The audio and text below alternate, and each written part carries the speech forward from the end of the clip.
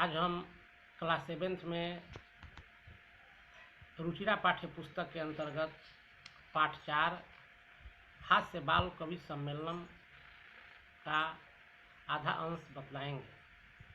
पिछले अंश में हम 4 बाल कवियों का परिचय कराए थे, गजाधर, कालांतक, तुंदिल और चवार्क, जिसमें हम गजाधर की रचना, कालांतक की रचना और तुंदिल की रचना भी समझे थे।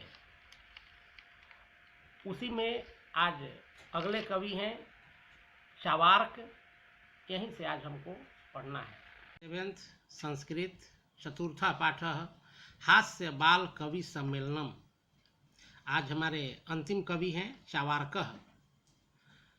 आम आम शरीरस्य पोषणम सर्वथा उचितमेव, यदि धनम नास्ति तदा ऋणम कृत्वापि पौष्टिकः पदार्थः एव भोक्तव्यः।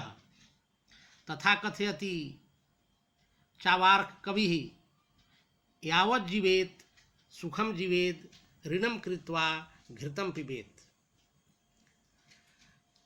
हाँ, शरीर का पोषण सदा सब तरह से उचित ही है। यदि धन नहीं है तो ऋण लेकर पुष्टि देने वाला पदार्थ ही भोगने योग्य है। इसलिए कवि चवार्क कहते हैं कि जब तक जियो, यावत जीवेत, जब तक जियो सुख से जियो, ऋणम कृत्वा घृतम पिबेत, उधार लेकर भी घी का सेवन करो। श्रोतारः, अब जितने भी श्रोता हैं, तरहि ऋणस्य प्रत्यर्पणम कथम। अब श्रोता उसमें से पूछता है कि तब ऋण का प्रत्यर्पण कैसे होगा, ऋण कैसे चुका पाओगे, या उधार को लौटाना कैसे चाहिए। चवार्कः श्रूयताम मम अवशिष्टम काव्यम। चवार्क कवि कहते हैं कि मेरा शेष काव्य घृतम पीत्वा श्रमम कृत्वा ऋणम प्रत्यवर्तयेत जनः। घृतम पीत्वा श्रमम कृत्वा ऋणम प्रत्यवर्तयेत जनः, अर्थात घी पीकर परिश्रम करके व्यक्ति को अपना कर्ज चुका देना चाहिए। काव्य पाठ श्रवणेन उत्प्रेरितः एकः बालको अपि आशु कवितां रचयति, हास्यपूर्वकं च श्रावयति। सबकी काव्य पाठ से प्रेरणा लेकर एक बालक तुरंत रचना करता है। आशु कविता मतलब सुन करके उसी समय रचना वह करता है और हंसते हुए सुनाता है। बालकः श्रूयताम श्रूयताम भोः ममापि काव्यम।